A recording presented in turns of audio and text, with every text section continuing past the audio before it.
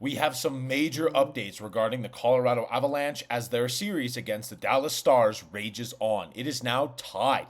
And while Mackenzie Blackwood has absolutely played lights out, there are several players that you are just not happy with and need to contribute more in general. Really, you're kind of looking up and down this lineup and saying that you don't really hate how the Avs have played through these two games, but there are definitely players that need to give more, and there was another gear that the Colorado Avalanche can reach. So we are going to cover all of that here at Avs Digest, so don't forget to subscribe for more of this just great content, and we're going to get right into it.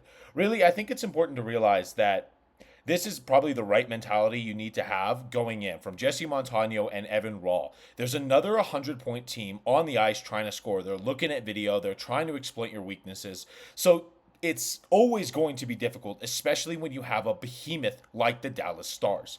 But really, you need to understand that the Avs have played pretty well throughout these last two games. I would say their worst period that they had was the last third period of game two. I thought that was hopefully their worst period in the entire playoffs because they just got their head kicked in. Overtime, not a lot of complaints other than Miles Wood just proving that he should not be on this roster at all and he should just be shipped off to wherever he can possibly be shipped off to.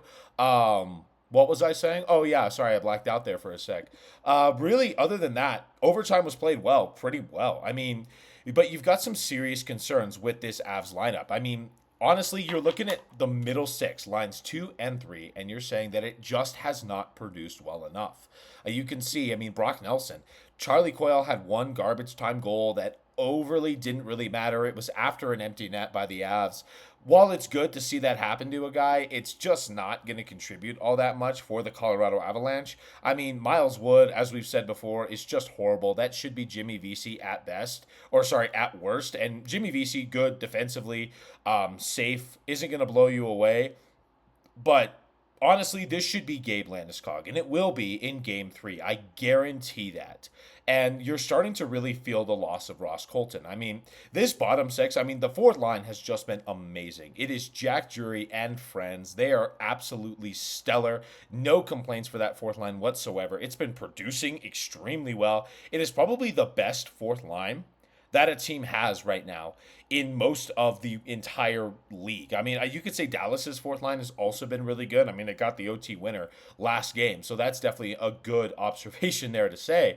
But really, other than the first line and the fourth, you're looking at the middle six and saying not good enough. Valeri Nichushkin last game was horrible. Plays were just dying on his stick. He could not track the puck. He was completely disinterested. I really don't know what's going on with him, but hopefully that's get ironed out pretty soon because he is a stellar playoff performer when he's turned on, and we hope to get him going here soon. Same with Brock Nelson. Really, I think you're really looking at that second line and saying Marty Necas needs to slot in for Valeri Nichushkin. Elevate the two, switch the two right wingers around, and see what happens because this cannot continue. Same with the third line.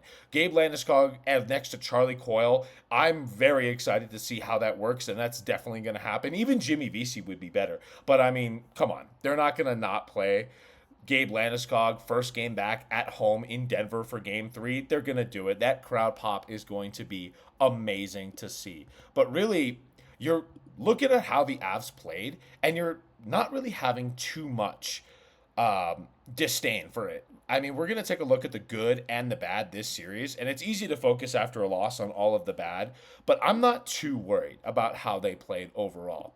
I mean, like I said, you're getting good production, and you're playing well, and you're keeping these games close, despite guys having zeros that you really don't like to see. I mean, Martin Necas just has one assist. You're looking at him, and you're saying that guy definitely needs to go. You're looking at Yoel Kiviranta, no points yet. I mean, Ross Colton, unfortunately, was injured. We don't really know the status of how that's going to be yet, but you're looking at probably the two guys that you're looking at that are solid playoff performers in Nichushkin and Nelson, and you're saying those guys haven't been producing, and we're still keeping these games tight. I mean, that's great. You pulled away with the first game, and you almost got away with really stealing this second game. So the fact is that there is room to grow for the Colorado Avalanche, and it's a good sign. I mean, if all four lines were playing extremely well, and Ottinger was saving everything, he was just out of his mind, and Blackwood was just leaking goals, I would not have a lot of faith. But that's not the case. Blackwood has been amazing. He is our perfect angel. I never want to hear any criticism about him again. He is a beautiful, innocent 6'4" man missing a lot of teeth, and I don't want to hear any slander against him. He has been great. He has been the goalie that the Avs need in the playoffs. And really, his play is not the problem here. The problem is, again, the middle six just not producing very well. And even with that, you're seeing the Avs actually put up good chances against the Dallas Stars. So that's good to know that there is already good play happening and room to grow. Whereas you're seeing several guys just kind of really prove themselves out of a roster. And Jared Bednar said himself on that second line that he just needed to see more. And I agree. I mean, you remember the Avs 2022 Stanley Cup run and how good Nazem Kadri was. Even when the top line would kind of go quiet and the bottom six would kind of go quiet, you saw that someone stepped up, and that's awesome to see. If this fourth line that the Avs have continued to at least just shut down teams, the third line starts scrapping, and either the first or second line activate better than they have been, because the first line hasn't been too lights out, honestly, you're looking at a recipe for success there. And really, I want to get into why I'm a little bit harder on Miles Wood. Wood last season was pretty good for at least like a 30-game stretch. But, I mean, you can see the stats here. This season, he was heavily injured. Could not play whatsoever. Availability is a huge thing, and he was just not available at all. And really, when I see stuff like that, you want players that are actually there to play hockey. It's not his fault, obviously. You get injured, and I'm not blaming that on him, but it's just the reality of the business side of hockey. And honestly, in the playoffs, you see him literally cost you games. I mean, obviously, you see great clip, honestly. I'm going to use this for the rest of the entire playoffs. But you see, the rest of the team is fired up and energized and trying to grind and trying to put Dallas in a 2-0 series hole. And Miles Wood just completely messes it up in the playoffs. I mean, his defensive play, his just he makes so many mistakes in the last bit in the overtime, and you honestly got to look at him and say, get him off this roster. And I don't think we're ever going to see him again unless we get 3 injuries deep in the forward side, which at that point, my biggest concern is not Miles Wood. It's whoever's injured that badly. But really, you're kind of just looking at everything else, and you're saying these are positions that the Avs can tighten the screws. And honestly, the Avs were never going to sweep the Dallas Stars. That was never going to happen. And a game like this where they played well and yet still fell short is important to the development of this team. I think there were several guys that were passengers. I think there were several things that weren't working that needed to be fixed. And now that that happened, now that there's been a bit of a punch in the mouth by the Dallas Stars to the Avs can adjust, they can see what went well, and they can see what went wrong.